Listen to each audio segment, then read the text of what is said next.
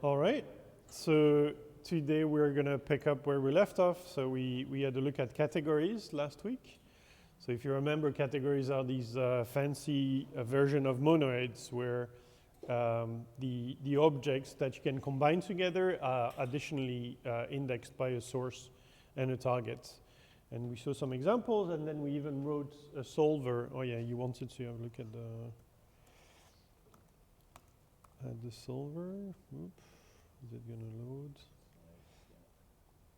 So we defined the solver by having a representation of the syntax of the left-hand side and the right-hand side, normalizing both of them to a representation that doesn't care about brackets anymore and doesn't care about identities anymore, which we said was the main thing behind categories. And then we proved that this normalization process was semantic respecting. So if you give an interpretation of the syntax before and after normalization, they're equal. And therefore, if you manage to normalize two pieces of syntax to something that's equal to each other, then the original expressions were themselves equal. And so we can just generate proofs. So we generated this one, but let's see. Well, I guess I need to name it.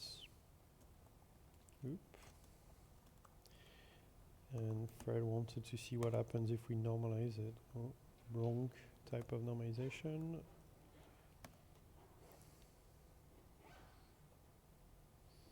Oh, it's not too bad. But so the point is that we don't have to write this proof ourselves, right? Yeah.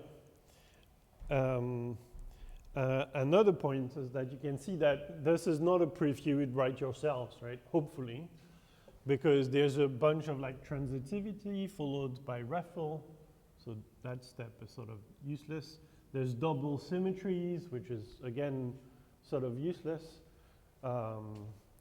So it's useful if you want to just prove the thing, but not if you want to display the proof to a user, to try to help them understand why the left-hand side is equal to the right-hand side. And let's maybe remember what we were doing. So we took this equation and that we wanted to prove for some reason. And then we used the solver. We passed in the syntactic version, so that was just copy-pasting this, well, it's literally this thing, right? And then we managed to just prove it by putting graphle here, and that generated the proof term we just saw, right? So that's what we gained by using the solver rather than doing it by hand. Okay. And then I sort of hinted at what we're going to look at yesterday, because I talked to you about like the other types of syntax you could have a look at. So the syntax we had only had identities, morphisms, and composition. But because we have this, on monoids, we had this notion of like structure respecting transformations. And on categories, we can define the same thing. So then I was trying to sketch how you would integrate that in the syntax, but of course it's much better to do it like properly if we introduce the definition of functors. So maybe I'll do the definition, and then if you want to do an example. So, I mean, maybe I could go back to week, is it going to be 7? Yes. So we had this definition of monoid homomorphism, right? And it had two aspects. So it had what we usually call like operation, and then properties. And so the operation was acting directly on the carrier sets of the monoids, so on the actual values of that monoid. And then the properties were proving that this operation called function here was respecting the structure. So it was sending mempty to mempty, and then if you were combining two elements and then transporting them, it should be the same as first transporting them and then combining them in the target monoids. And so functor is exactly the same, but for categories instead. So of course it's going to be slightly more complicated because now we have all of the indices and so on, but the core idea is the same. So we saw that we had the ability to act on the values that were in the monoid, so we are going to define something like this too. I need to give myself some names for the things in those categories. Up. And now I want to say, well, if I have a morphism from C, I can send it to a morphism from D. If I can spell. Okay. Right, so what should the morphism start from? Well, it should be something arbitrary, because I don't want to add any constraints on that whatsoever. So I'm saying, okay, I want to be able to transport morphisms in C from a source to a target to something in D that makes sense for it. But if we look at the type here of the whole, if I jump back, yeah, there we go. Why is it upside down? Nope, nope. There we go. So morphisms in D are morphisms between objects in D, right? But here, so here the goal is an object in D, but the context is only giving us objects in C. So we could pick arbitrary values, but then we lost the connection between the source and the source morphism and the target morphism in D. So that's a bad idea. So instead, we'll have a more principled solution. Oop. I don't know how I did that. Which is to say, well, we should be able to turn any object in C into its image in D, right? So there's a translation, if you will, between objects in C and objects in D. And then the translation of morphisms is going to be meaning preserving with respect to the translation on objects. All right. So if you think of oh yeah, that's something we didn't say last week, but you can think of a category as some kind of graph, right? You have all of your objects showing up as nodes in your graph, and then you always have an edge from any node to itself. That's all of the identities that you have. And then you have various arrows between nodes if there is a morphism between them, right? And for any morphism, you have a different arrow. So it's a bit of a complicated graph because you can have two edges that are actually distinct. And then if you go from one node to another via multiple intermediate arrows, as we said with the idea that brackets don't matter, it's only the path that matters, right? So that's how you can get an intuition for categories. And if you're looking at this, it's saying, okay, well, I'll turn nodes in the original graph into nodes in the target graph, not necessarily all of them, not necessarily all of them being distinct either. But then I also need to be able to turn the edges from the source graph into edges in the target graph. And by the way, if my node A got translated to on object of A and my node B got translated into on object of B, the morphisms between A and B need to at least contain the images of all of the ones between the original nodes.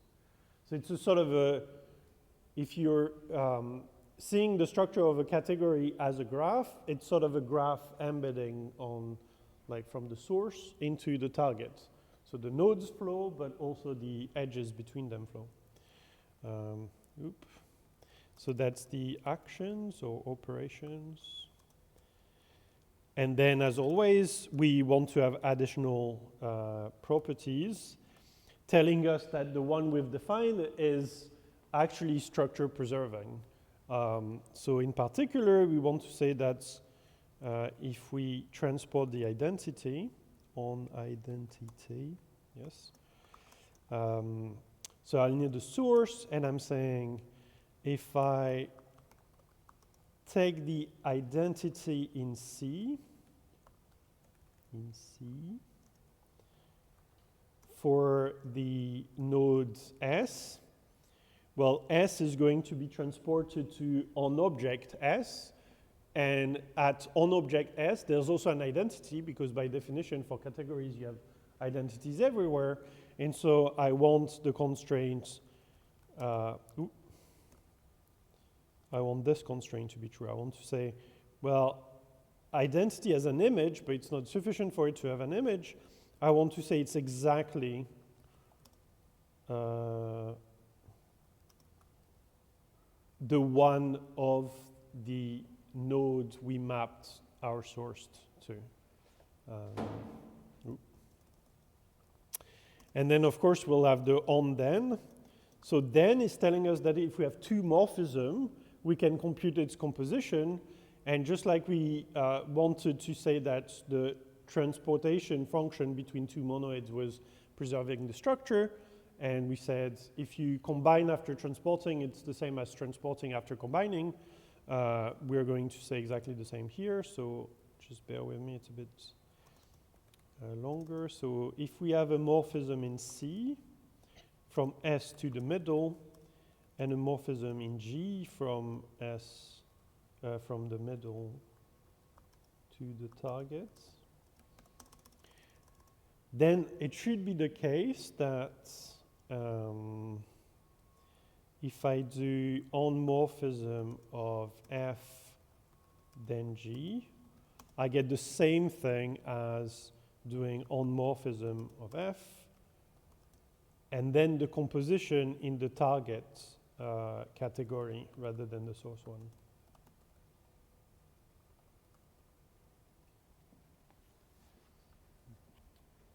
Okay, and so I think that's all we need. Do you want to give an example, maybe? Yeah, okay. Do you mind if I just make the syntax be the same? Ooh, okay. Could I have a keyboard I can type on, please? Oh yeah, sorry.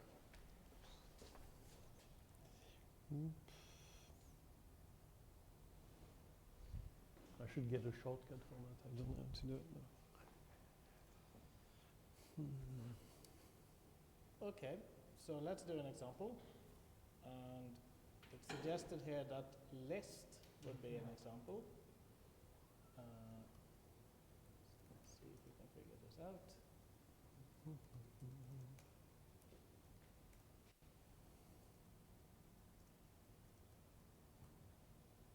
Okay, so we have, that's not in scope, that's not a good start. Where should I import it from? Data list base. Didn't we do something with list last time? No?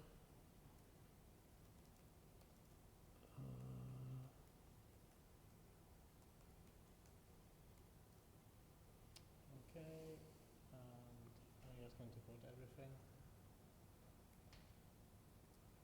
Right, so we have this list constructor which takes a set of any level, so that's kind of this hierarchy of sets and large sets and so on, so we can try to ignore this level thing. So it takes a set and gives us a set of list with elements from this first thing, right? So we could hope that this forms part of a functor. So as always, if it's a functor, then we need to know what the source category and the target category is, right? And typically, if you have some kind of operation, then you expect these to be the objects of the source category and these to be the objects of the target category. So that means that we have to come up with some category which has objects which are sets, right? Which I think we didn't quite do yet. Even though it's one of the most common categories. So I'm just going to call it set like this. Mm.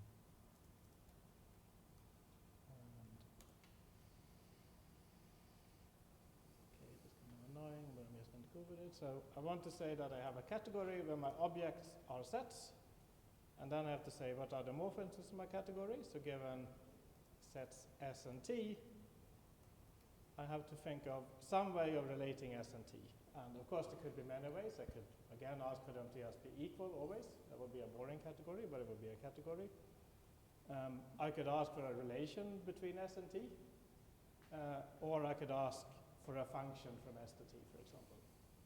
And that's the one that's usually called the category of sets and functions, right? So I'm going to say that a morphism from S to T is given by a function from S to T. Okay, and then here, if I have a function from S to M and a function from M to T, can I make a function from S to T? Yes, that's composition, right? So this category is where a lot of the terminology comes from. So we often call this then composition, because in this category, it really is composition, right? I guess I'm just going to do it myself. So this is G of f of x. And I need an identity function from S to S, but I have that. That's lambda x goes to x, right? And then I have to show that these things are associative and that composing with the identity does nothing.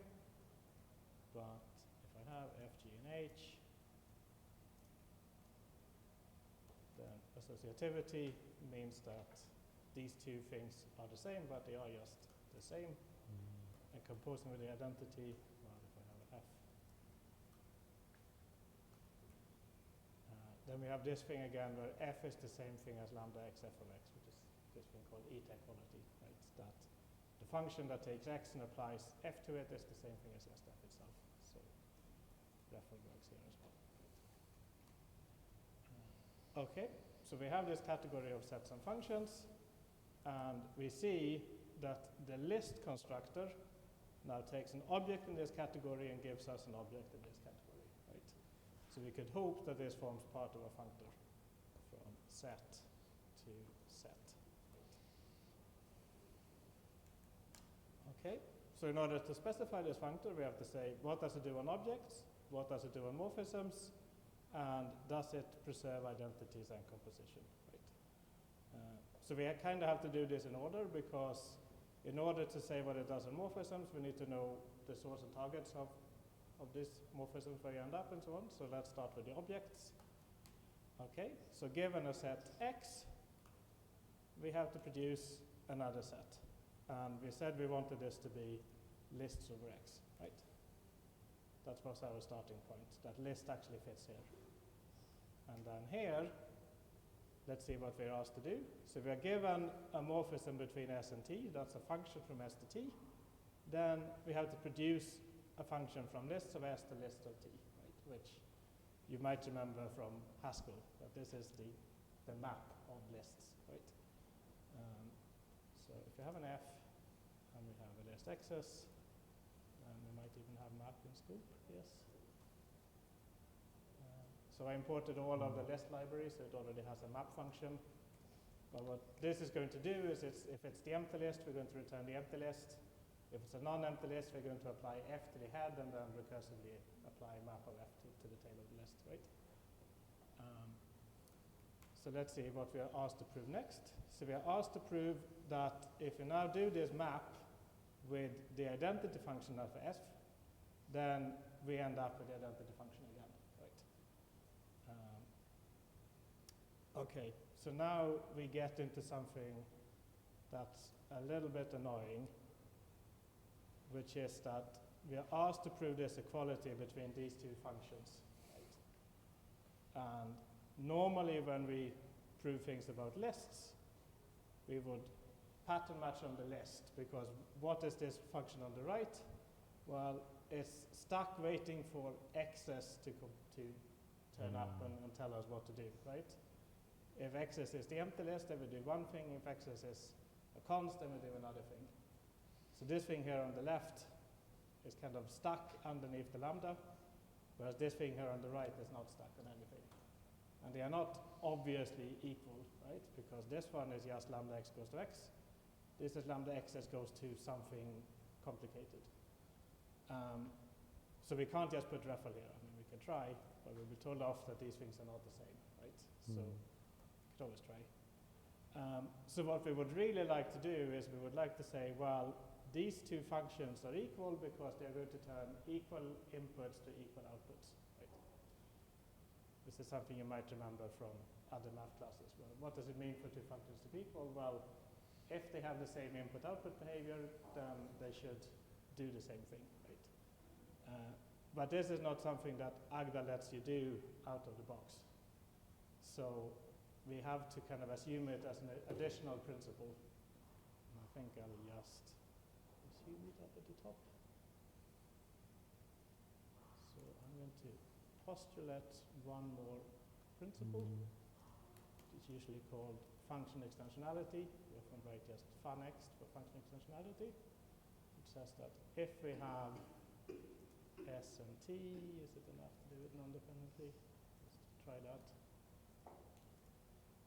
And if I have f and g, which are functions from S to t, and if for every x in S, I have f of x equals g of x, then this axiom says that then f is equal to g. Right? So notice if we have the other way around, if f is equal to g, then they will certainly always give the same output for every input, right? So postulate says assume this thing exists without giving an implementation of it. So we are postulating the existence of this thing. So you can do really bad things with that in general, right? I mean, I can postulate that there is a proof of false, and then you can prove a lot of things, right? So you kind of have to know yourselves that this is okay. And we know that this one is okay because you can construct models of the type theory where this is true, whereas you can't construct a model where false is true. Right? So, but we are now limiting ourselves to this additional world where we also need to have this extra postulate, right? But the nice thing is that now we have access to this funnext, right? So it says that, well, if I want to show that this left-hand side is the same as the right-hand side, then I can use function extensionality to show that. Okay, maybe it's enough to give underscores for this one, actually. So I want to show that two functions are equal. Maybe I'll just actually change funnext to always take these as implicits.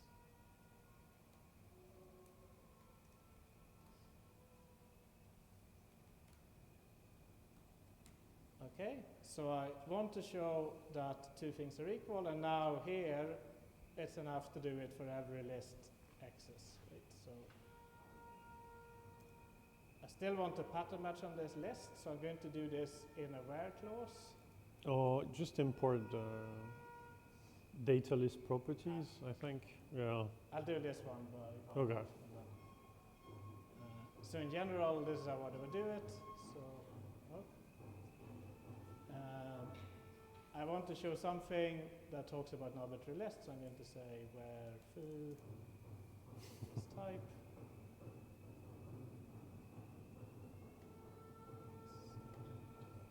Paste it properly.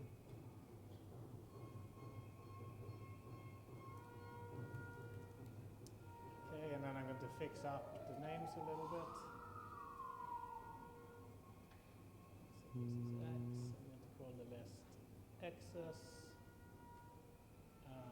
I don't have this little S in scope, so I'm going to try to just say for all X's instead. And if I now deploy through up here, that should solve these bits. Yeah. Okay, so this is what I need to prove, and I'm going to do it by pattern matching on X's because the left-hand side is stuck on X's. Okay, so if it's the empty list, then it's easy. And if it's a non-empty list, then we see that we have the same head.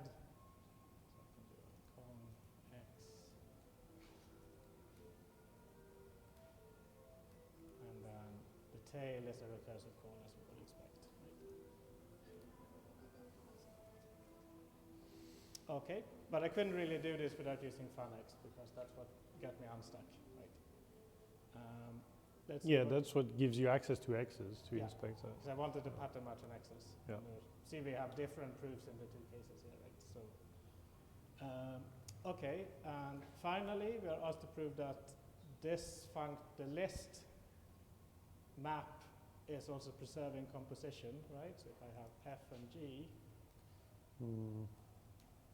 then here on the left, I'm doing map of the composite of f then g, and here on the right, I'm composing map f and map g, right? And it's going to be the same thing again, where these are stuck because we don't know what x's are.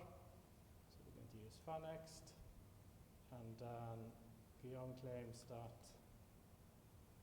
this kind of thing is actually in the library already. Probably will be just as quick to prove it ourselves, but here we go. And what's it called in the library? Probably map. Map. Map dash map would be my guess. No? No. Is it map fusion or my compose map dash backslash o? Backslash o. Yeah. Yeah, there we go. Okay. Right. But we could have done this the same way as we did this one, right? Where we just prove it ourselves by pattern matching on x's, and it Yep. would be the same proof in effect. Okay, so what we've seen is that list is a functor which you might have remembered from Haskell, where we have this fmap constructor and we have an instance of functor for list, right, where we have this map. So Haskell kind of gives you these two lines, but now what we can do is we can also show that it really is a functor in the mathematical sense, that it respects the equations that we expect the functor to have. Okay, do you want to do the next example? Yes. So Fred already took us beyond Haskell, but there's another dimension of being beyond Haskell. So here the list functor, you can define it in Haskell because it's from set to set. So if you remember, in Haskell, the functor type class was taking a type constructor as an argument, which means it was really transforming types into types. And then map is taking a function and applying it to the type constructor applied to an argument, right? So, but as we've seen before, and actually until today we hadn't even seen the set category, there are categories that do not involve functions. And these you cannot use in a functor in Haskell, but here it's fine because we have a very generic definition of functor. So let's see, I think there was an interesting one here. Yeah, this one. So let's me copy paste it. Hopefully it still type checks in the context. Oop. No. All right. Oh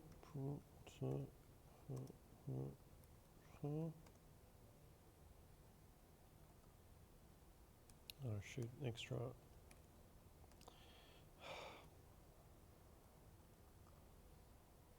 All right, and then,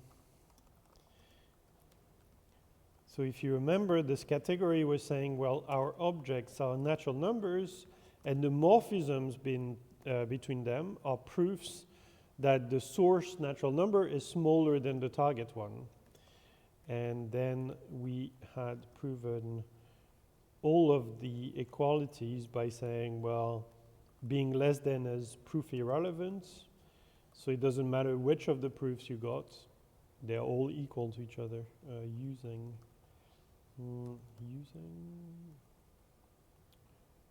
Oh no, I didn't open it. Okay. There we go. Yes.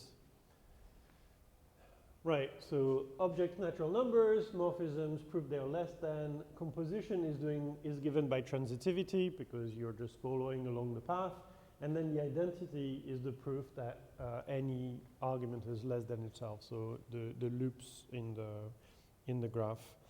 And so now if we open import vectors, so lists that come with their length using vec. Okay. Well, we could do the vec functor. Maybe I'll declare it, and then if you want to define it, you can. So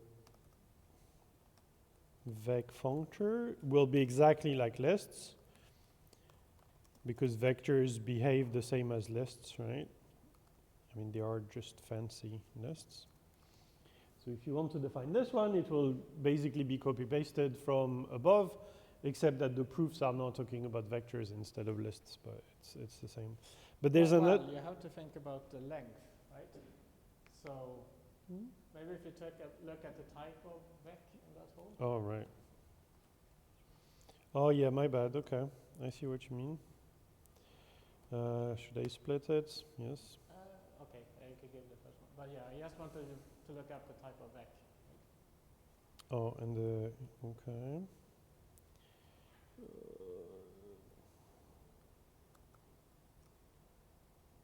So we see that the type of vec here doesn't quite match the type of the goal, right? Yes. But it does if you fix the natural number, the length of the lists.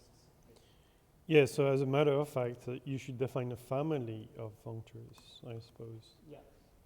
One for each of the possible lengths. Okay. So, I mean, let's... it's in the wrong order here. Let's just give you this, and then you can see that hopefully the rest can be done. But that's not the dimension I'm interested in. The dimension I'm interested in is the index, the natural number. And the idea is to have this category as your source category, and then describe what its action on vectors is.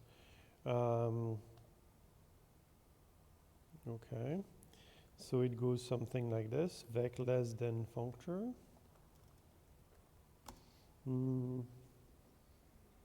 Wait, so now I'm getting confused. It's good to go into the functor category, so we might need to define that in the end. So it goes from bn less than cat, and it goes somewhere.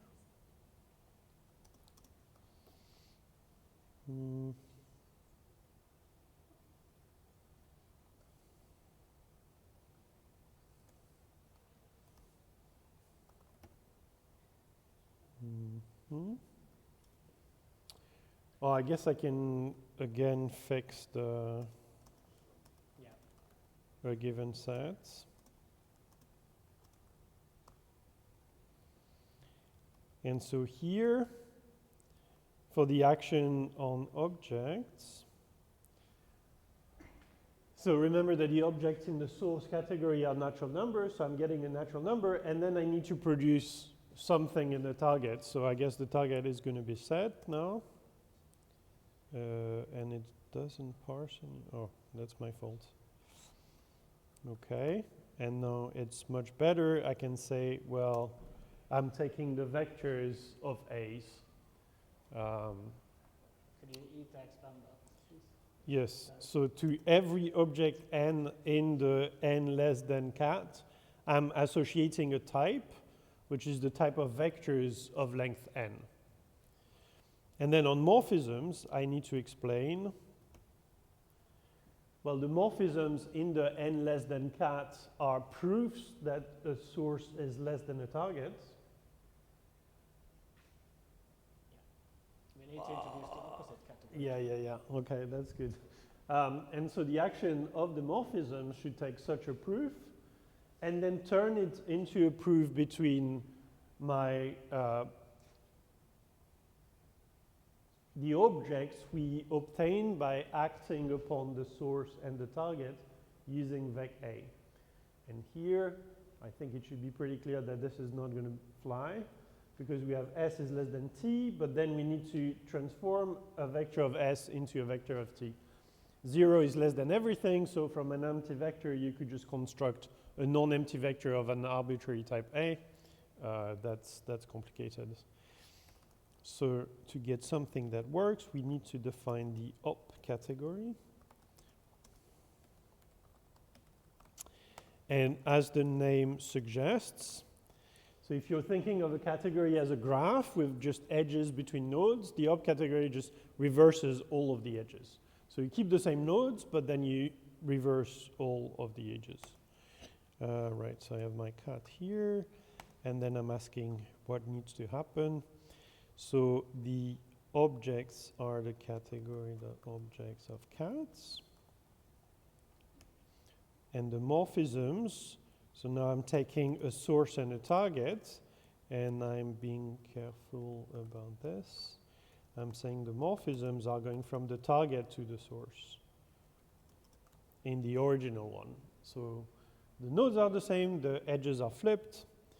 And then composition, well, hopefully it should be clear that if I knew I to compose F and G going forwards, I can just compose G and F going backwards by doing it the other way around. So G and F takes the category dot then of cat of F and G. Yeah.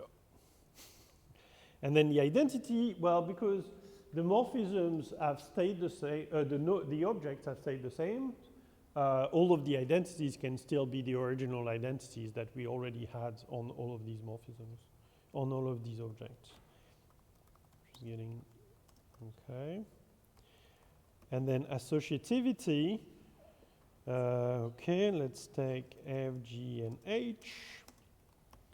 Now I need to prove that H, then G, then F is the same as H, then G, then F. Okay, the parents are a bit unreadable here. Let's see what we get if we use the original associativity on the reversed values, because we're composing backwards. Cat. Oh, yeah, thank you. And what is it? Oh, cat. Yeah, let's look at it. It looks mostly okay, except that here the conclusion is the right-hand side, but here it's on the left-hand side, so it's just a bit of symmetry. Okay. And then if we look at the goal, we're starting from a morphism in cats, and we're saying cat then identity is X. Okay. No, identity then X. It's not open, so it's unreadable. But informally, cats. Informally, it should make sense, right? We've reversed all of the compositions, all of the arrows and all of the compositions. So when we're doing identity then something, in the reversed world, it's the something and then the identity. So you need to swap the two proofs around, basically. So the proof of identity then will be the one from then identity in the original one. Okay. So now I want to use this gadget to say that the n less than category is going to give me something in opposite of set. So I have the same action on objects, but now the morphisms will expect something where the edge has been flipped. And so hopefully it will now make more sense. So given a proof that the source is less than the target, I need to take a vector from the target into a vector of size the target into a vector of size the length. And hopefully... So we need to take a long vector and produce a small vector, which we yeah, can do which by chopping off at the right place. Which makes a lot more sense than what we had originally. Okay, so let's see. I think there's something called take less than. to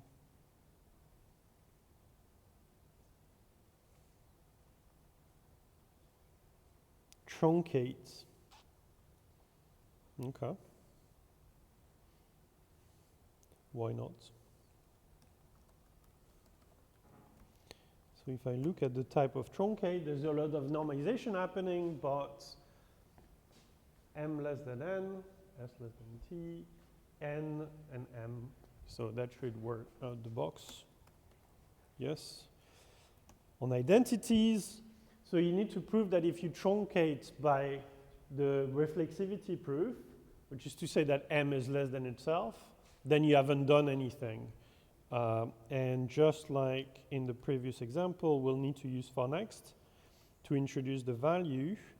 And then I'm hoping I don't need to do any work myself. So I'll import data avec properties, avec, do not open it. I'll jump into it, and I'll just search for truncate in there. And there you go, the first result is truncate raffle avec truncate raffle. And then the composition, so if you remember, it's telling you that if you compose before transporting, it's the same as composing the transportees.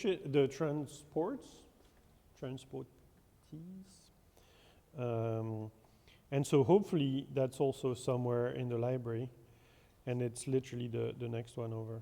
So week 9, boop. So let's see if I compare the types. Enough normalization.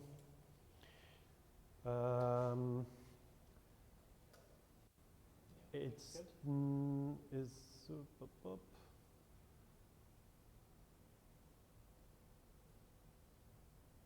I think it just works. Right. Is it?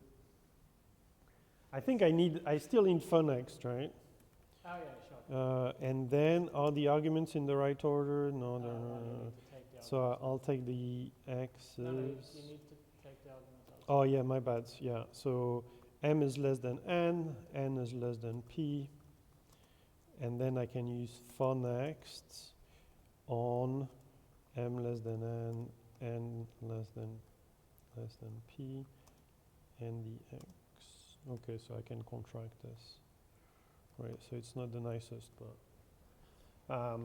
right. If we look at the definition of funnext, right, it's taking a proof that f, it's returning a proof that f is equal to g. So if you have some extra arguments getting in the way before the equality constraint, you just cannot prove it. So you need to introduce them first.